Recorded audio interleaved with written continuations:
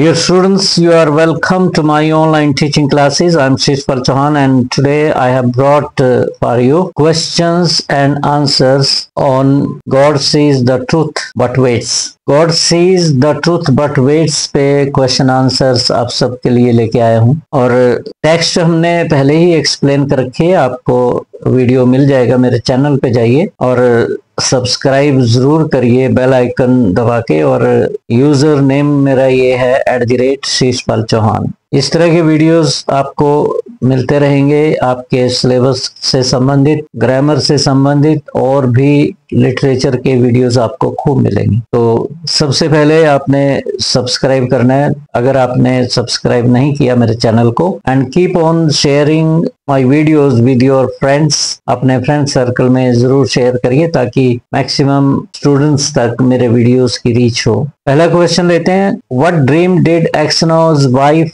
Have one day before he set out to go to a fair? जिस दिन उनको Exynos को मेले पे जाना था तो उस रात को एक्सनो की पत्नी को एक ड्रीम आया, एक सपना आया। How did he interpret the dream? और उसके पति ने, एक्सनो ने, ही स्टैंड्स फॉर एक्सनो, उस ड्रीम को इंटरप्रेट कैसे किया, उसकी व्याख्या कैसे दी? Axno's wife had a very bad dream. Axno की पत्नी को बहुत ही बुरा सपना आया था, ये ड्रीम वर्ड है। अबाउट हर हस्बैंड, अपने पति के बारे में। She saw that her husband's hair had turned white when he returned from his journey। और जब वो अपनी यात्रा से लौटे, निंजनी फेयर में गए थे वो, तो उनके बाल सफेद हो चुके थे। ये सपना उसकी पत्नी को बहुत बुरा लग रहा था, वो डर रही थी, इसलिए वो चाहती थी कि उसका पति निंजनी फेयर में ना जाए। So she didn't want him to go on his journey, but Exno said that it was a good omen। Exynos ने उसके सपने को हंसी में टाल दिया और कहा कि ये तो अच्छा शकुन है, आपने हमारे बाल सफेद देखे ना, इसका मतलब ये हुआ कि हमारी उम्र बहुत लंबी होगी। She had seen his hair turn grey, it meant he would live a long life। तो ये बात कह के कि अच्छा सपना था और उसके बाल सफेद होना इस बात का प्रमाण था कि वो लंबी उम्र जिएगा। Second question, what bad habits did Axno have before his marriage life? ये काफी इंपॉर्टेंट क्वेश्चन है कि मैरिज लाइफ से पहले उसका जीवन कैसा था। Aksenov had a very attractive personality. आप जानते हैं कि हैंडसम पर्सन था वो। He was a very jovial type of person, खुश मिजाज था। But he had the habit of drinking alcohol. Alcohol पीने की आदत थी उसे। When he drank too much, और जब वो अधिक पी लेता था, he used to become riotous, झगड़ालू हो जाता था और लोगों के साथ फाइट करना शुरू कर देता था। This was his bad habit. Third question लेके चलते हैं। Why did Aksenov think of killing himself? Aksenov ने अपने आप को मारने का क्यों सोचा? At one occasion Aksenov wanted to kill himself. एक अवसर ऐसा आता है जब एक्सनो अपने आप को मारने की सोच लेता है। Because he was wrongly convicted, क्योंकि उसके साथ गलत हुआ था और गलत कन्विक्ट हुआ, वो इल्जाम जो लगा तो साबित भी हो गया, तो गलत हुआ। He had to face all tortures. Jail में सभी तरह की यातनाएं उसने सहन करी, अकेलापन सहन किया, अपने परिवार से दूर रहा, ये सहन किया, और ऐसे अपराध के लिए ये सब सहन करा जो उसने कभी किया ही नहीं था। He recalled all the bitter realities of life. जीवन की सभी कड़वी सच्चाइयां उसे याद आई।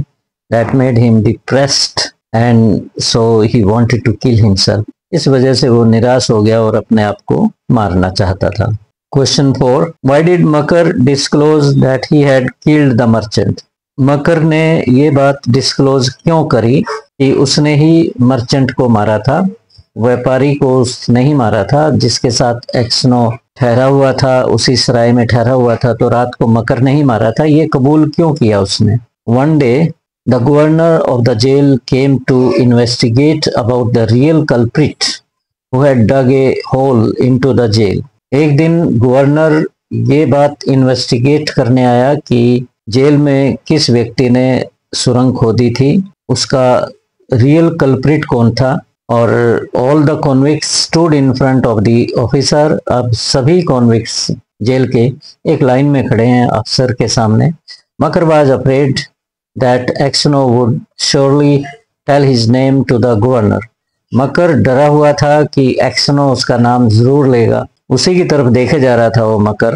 But he didn't tell Makar's name, परंतु एक्सनो ने मकर का नाम नहीं बताया और इस तरीके से उसको बचा लिया। ऑल दैट चेंज्ड मकर्स हार्ट, इन बातों ने मकर के दिल को छू लिया। ही फेल्ट गिल्टी, वो कसूरवार समझने लगा अपने आप को। And revealed to the jail authorities that he had killed the merchant, और जेल अथॉरिटीज के सामने मकर ने कबूल कर लिया कि उसने ही व्यापारी को मारा था और एक्सनो बेकसूर है। टाइप 2 क्वेश्चन है, थीम पे भी और कुछ इंसिडेंट्स पे भी हैं। What is the central theme of God sees the truth but weights, इस कहानी का थीम क्या है? The central theme is the concept of divine justice and forgiveness. Central theme इस कहानी का डिवाइन जस्टिस है, ईश्वर का जो न्याय होता है, और माफी में कितनी शक्ति होती है, ये इस लेसन का थीम, इस स्टोरी का ये थीम है। Tolstoy explores how humans often face unjust sufferings, but ultimately true justice is revealed by God. Tolstoy ये बात कहना चाहते हैं कि मानव कई बार कितने दुख सहता है ऐसे कार्यों के लिए भी जो उसने नहीं किए। इस धरती पे उसे अन्याय मिलता है, परंतु जब ईश्वर अपना जस्टिस देता है तो उसकी बराबरी कोई नहीं कर सकता। ईश्वर न्याय जरूर करता है, भले ही समय लग जाए। Encouraging patience and moral integrity, और जब ईश्वर का जस्टिस होता है तो इंसान में बदलाव आ जाते हैं, चेंज आ जाती है, सब्र बढ़ जाता है इंसान का, और नैतिक मूल्य उसमें बढ़ जाते हैं। सेकंड क्वेश्चन है, how does Aksenov change after his imprisonment, jail के बाद एक्सनो कैसे बदल जाता है? Aksenov transforms from a carefree prosperous merchant into a deeply spiritual and humble man. एक खुशहाल व्यापारी से, जो जिसे कोई परवाह नहीं थी, केयर फ्री मैनर था उसका, जोवियल टाइप का व्यक्ति था, और एक विनम्र व्यक्ति बन जाता है जो कि बहुत ही डीपली स्पिरिचुअल हो जाता है, आध्यात्मिक हो जाता है। Imprisonment forces him to confront his suffering, jail की चार दीवारी उसे मजबूर करती हैं कि वो दुखों का सामना करे, उसे दुख उठाने पड़ते हैं, और आखिरकार वो भगवान में ही विश्वास जताता है। उसके साथ अगर करेगा तो भगवान न्याय करेगा। उसकी पत्नी भी उस पर शक करती थी जब वो मिले, तो इसके बाद उसका दिल टूट जाता है और वो सब कुछ ईश्वर के हवाले कर देता है कि अगर न्याय मिलेगा तो भगवान के घर मिलेगा, इंसान उसे न्याय देने वाले नहीं है। और इस तरह से imprisonment forces him to confront his suffering and seek solace in faith, eventually leading him to forgive the man who trapped him. दुख उठाता है जेल में, और धीरे धीरे जब वो ईश्वर के स्पुर्द कर देता है अपने आप को, तो उसके अंदर एक बहुत बड़ा बदलाव आता है। मन की शांति, सारा कुछ उसके अंदर आ जाता है, और रिवेंज की भावना भी उसकी चली जाती है। जिस व्यक्ति ने उसे ट्रैप किया था, फंसाया था, उस व्यक्ति के प्रति भी उसे कोई रिवेंज नहीं रहता। तो इस तरीके से जेल में उसे बदलाव आते हैं। What role does forgiveness play in the story, इस स्टोरी में फॉरगिवनेस का क्या रोल है, माफी नामे का क्या रोल है? Forgiveness is a central theme. Aksenov despite being wronged forgives Makar, Aksenov के साथ अन्याय होता है, और जिस व्यक्ति ने उसे फंसाया था, जेल में जाने के लिए मजबूर किया था, उसी व्यक्ति को वो माफ कर देता है। Semyonich for trapping him, his ability to forgive demonstrates moral growth and power of inner peace rising above worldly injustice, और इस तरीके से ये माफी करने की जो शक्ति उसके अंदर आई, उसकी दुखों के बाद आई। जब उसने इतने दुख सहन करे और ईश्वर पे उसने समर्पण कर दिया, तो उसके अंदर शांति और स्पिरिचुअलिटी ने जन्म लिया, और वो इस काबिल हो गया कि अपने दुश्मन को भी वो माफ कर दे। How did Makar Semyonich confession affect the ending, Makar Semyonich का जो कन्फेशन था, कबूलनामा था अपने अपराध का, अपने जुर्म को कबूल किया उसने कि मर्चेंट को उसी ने मारा था, तो इस कबूलनामे ने इस कहानी की एंडिंग को कैसे प्रभावित किया? Makar's confession doesn't save Aksenov's life, पहली बात, मकर ने कन्फेशन किया, कबूल किया अपना जुर्म, परंतु बहुत देर हो चुकी थी न्याय के पहुंचने में, और इससे पहले कि न्याय पहुंचता उसकी डेथ हो जाती है। However, it brings spiritual change in Exynos, और एक्सनो के अंदर जिस दिन उसने कबूल किया उसके पास आके एक्सनो के पास आया था मकर और कहा था कि मुझे माफ कर दे, माफी मांगी थी इसने। और एक्सनो ने कहा था कि मैं कौन हूँ माफ करने वाला, भगवान तुझे माफ करेगा। इसके बाद उसका दिल हल्का हो गया था और रिवेंजफुल फीलिंग्स उसके सारे गायब हो गए थे। तो it brings spiritual change in Aksenov, showing that while earthly justice may be delayed. और उसे ये बात समझ आ गई थी कि जो सांसारिक न्याय है वो डिले हो सकता है, moral redemption and divine justice is never denied. परंतु जो व्यक्ति के अंदर बदलाव आता है, चेंज आती है, जो वो अपने आप को रिडेम्पशन करता है, अपने आप को गलत बातों से, नेगेटिव बातों से बचाता है, वो चेंज जो डिवाइन जस्टिस होता है, ईश्वर का जो न्याय है, वो कभी भी डिनाई नहीं होता, जरूर इंसान को मिलता है। What does the title God sees the truth but weights signify? इस टाइटल का मतलब क्या है कि गॉड सीज द ट्रूथ, ईश्वर सच्चाई को देखता है परंतु वेट करता है। किस चीज की वेट करता है? The title suggest that while humans में सफर फ्रॉम इनजस्टिस, टाइटल ये कहता है कि धरती पे व्यक्ति को हो सकता है न्याय ना मिले, जज उसे न्याय ना दे, परंतु ईश्वर की जो सच्चाई है, God's truth will eventually be revealed although after a long wait. लंबी देरी के बाद सच्चाई सामने भी आती है। It shows the story's focus on trusting in God's timing. तो कहानी ये बात हम सब के सामने रखती है कि ईश्वर में विश्वास रखो, न्याय प्राप्त करने में देर हो सकती है। आपको लगता है कि ईश्वर न्याय नहीं कर रहा है, ये आपकी गलत सोच है। ईश्वर न्याय करता है, हो सकता है देर से आपको न्याय मिले। एंड द बिलीफ, जो विश्वास, that true justice will eventually be served, ईश्वर की तरफ से जो न्याय होना है वो तो होके रहेगा। How does Aksenov's faith influence his actions in prison? Aksenov का ईश्वर में विश्वास उसके जेल में होते हुए उसके कार्यों को प्रभावित कैसे करता है, ये इस क्वेश्चन में बताना है। Aksionov's faith makes him strong and full of patience during his imprisonment. Jail के दौरान एक्सनो का ईश्वर में विश्वास उसे मजबूत बनाता है, उसमें सब्र पैदा करता है। He becomes a respected person among other prisoners. दूसरे कैदियों के साथ वो एक रिस्पेक्टेड व्यक्ति बन जाता है, उसकी सबसे अधिक इज्जत होती है कैदियों में। He is known for his humility, अपनी विनम्रता के लिए, अपने ईश्वर में विश्वास के लिए वो जाना जाता है। और which help him endure years of wrongful imprisonment with strength। ये जो ईश्वर में विश्वास है उसका, ये उसे जेल में 26 साल तक सहन करवाता है। जितने भी दुख उसने सहन किए वो ईश्वर में विश्वास करके ही सहन कर जाता है। How does Tolstoy depict the theme of faith in the story?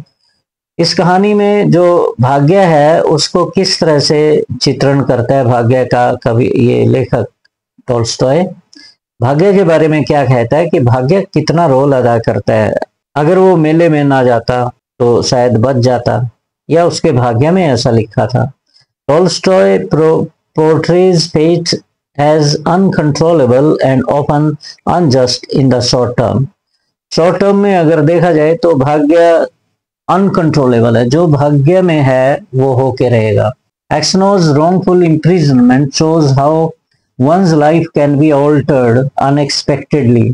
Exynos की जो जेल हुई है एक गलत तरह से हुई है, एक ऐसे अपराध के लिए जो उसने नहीं किया था, और किस तरह से उसका जीवन बदल गया ये भाग्य की वजह से हुआ। However, his spiritual awakening suggests that fate is connected to personal moral growth। जो स्पिरिचुअल उसमें चेतना आई है वो ये सजेस्ट करती है, इस बात का सुझाव देती है कि जो भाग्य है ये पर्सनल मॉरल ग्रोथ के साथ कनेक्टेड है। जब तक इंसान में मॉरल ग्रोथ नहीं होती तो तब तक भाग्य उसका विषम बना रहता है। अगर भाग्य की बात देखें तो एक्सनो ने 26 साल जेल में रहा, तो क्या 26 साल उसकी जेल में रहना लिखा था? तो स्पिरिचुअल लेवल पे देखा जाए तो ये कहा जाता है कि जब तक उसमें मकर सेमिनिच के प्रति रिवेंज की भावना रही, तब तक उसमें बदलाव नहीं आया और तब तक ईश्वर ने उसे जेल में ही रखा, मतलब उसे यातना मिलती रही या मानसिक रूप से वो तड़पता रहा। जिस दिन रिवेंज की भावना खत्म हुई, जब उसका मन हल्का हो गया, उस स्पिरिचुअलिटी का जो लेवल है ऊपर वाला वो प्राप्त कर गया, तब उसकी कोई इच्छा नहीं रही, घर जाने की इच्छा नहीं रही और जेल से बाहर जाने की इच्छा नहीं रही। आखिरकार ईश्वर ने उसे अपने पास बुला लिया, क्योंकि उसकी इच्छा कहीं पे जाने की नहीं थी, तो उसकी डेथ हो जाती है जब मकर सेमिनिच ने उसे छुड़वाने की कोशिश करी, कबूल किया कि उसने ही अपराध किया था। What message does Tolstoy convey about human suffering in God Sees the Truth But Waits? इस स्टोरी में टॉल्स्टॉय क्या मैसेज देना चाहते हैं ह्यूमन सफरिंग्स के बारे में, मानवीय दुखों के बारे में?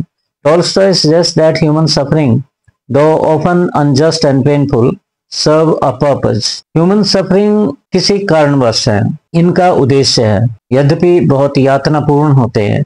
इंसान को लगता है कि शायद पता नहीं किस कर्म का उसे फल मिल रहा है, बीते हुए समय का या फिर पिछले जन्म का उसे सजा मिल रही है। तो इसकी एक पर्पस है डेवलपमेंट में, in the development of personal virtue, इंसान के अंदर स्पिरिचुअल लेवल को ऊपर तक ले जाने के लिए, उसकी पर्सनल जो वर्च्यूज हैं उनको डेवलप करने के लिए शायद दुखों की भट्टी में से इंसान को निकाला जाता है। Axono's sufferings leads him to faith, forgiveness and untimely peace, ultimately peace. Exynos इतने दुख ना सहता तो शायद उसमें इतना बदलाव ना आता, ईश्वर के प्रति अटूट विश्वास ना होता, माफी करने की शक्ति उसमें ना होती और जो पीस उसे आखिर में प्राप्त हुई वह कहीं नहीं जाना चाह रहा था, मोह माया से विरक्त हो गया वो और जेल छोड़ के भी नहीं जाना चाह रहा था, तो ये उसे स्पिरिचुअल पावर की वजह से ऐसा हुआ। What does Aksenov's family reaction to his arrest signify? Family वालों के क्या रिएक्शन थे एक्सनो के अरेस्ट के प्रति? एक्सनो's फैमिली अबेंडन्स हिम, एक्सनो की फैमिली उसे छोड़ देती है, वो भी उस पर शक करते हैं, पत्नी शक करती है, बिलीविंग ही इज गिल्टी, कि तुमने ही कसूर किया है। This reaction signifies how easily people can be swayed by appearances and the unreliability of human judgment. इससे प्रकट होती है, साबित होती है कि ह्यूमन बीइंग कितने फिकल माइंडेड होते हैं, किस तरह से वो बहाव के साथ बह जाते हैं और अपनी जजमेंट बदल लेते हैं। Further emphasising the stories theme of divine justice being the ultimate truth, शायद उसको ये सजाएं परिवार का उससे मुंह मोड़ लेना और मकर का बाद में कन्फेशन करना, उसके पास आना, उसके पैरों में गिड़गिड़ाना कि उसे बख्श दे, ये सब उसमें स्पिरिचुअल ग्रोथ के लिए ये सारे स्टेप थे। ईश्वर शायद उसकी जो ग्रोथ करना चाह रहा था स्पिरिचुअल लेवल की, वो शायद इसी के द्वारा संभव थी। दुखों में ही आदमी मजबूत बनता है स्पिरिचुअली और मॉरल नैतिक रूप से भी और आध्यात्मिक रूप से भी। Question number 10 is why does Aksenov not seek revenge on Makar Semyonich? Makar से बदला क्यों लेता हो? Aksenov chooses not to seek revenge because his faith has taught him the value of forgiveness and patience. उसके अंदर आध्यात्मिक बदलाव आ गया था और माफी करने की और सब्र की शक्ति वो सीख चुका था। He believes that vengeance belongs to God, वो विश्वास करता था बदला लेना किसी की जान लेना ईश्वर के हाथ की बात है, उनका काम है। And he prioritize spiritual peace over earthly justice और retribution। इस तरह से बदले से ऊपर वो स्पिरिचुअल पीस को ही मानता है। How does Axno find peace? Exynos को शांति कैसे मिलती है? Axno finds peace through faith, forgiveness and acceptance of his faith.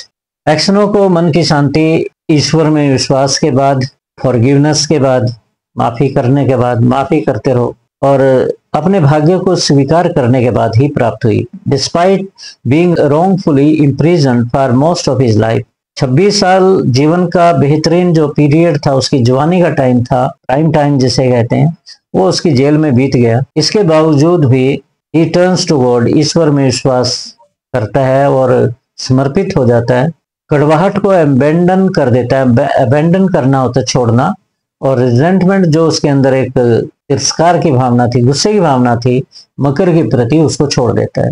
His ability to forgive Makar Semyonich the man responsible for his sufferings grants him inner peace and spiritual fulfilment. वो जो माफी करने की जो शक्ति उसके अंदर आई, उसकी वजह से इनर पीस और स्पिरिचुअल फुलफिलमेंट उसको प्राप्त होती है, मतलब आध्यात्मिक लेवल पे पहुंच जाता है। एक्सनो जीवन से क्या सीखता है? Aksenov learns the power of patience, faith and forgiveness. शक्ति पेशेंस में कितनी होती है, सब्र में, विश्वास में कितनी शक्ति होती है, माफी में कितनी शक्ति होती है, ये सीखता है। Through years of wrongful imprisonment he discovers that true peace comes from accepting one's fate and trusting in divine justice।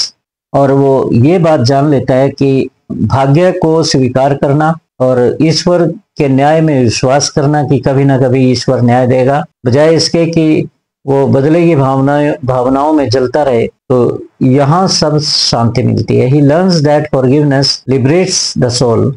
माफी अगर आप करते हो अपने कल्प्रिट को, जिसने भी आपके साथ अन्याय किया, उसे माफ कर देते हो, ये आपकी आत्मा को इस जंजाल से, दुनिया की जो नेगेटिविटीज हैं, इनसे ऊपर कर देता है। Even in the face of deep suffering, भले ही आप बहुत अधिक शारीरिक यातनाएं सह रहे हैं, आपको महसूस ही नहीं होगा। आप आग के अंगारों पे भी चल सकते हैं। अगर आप में स्पिरिचुअल पावर होती है, आपको महसूस नहीं होंगे दुख।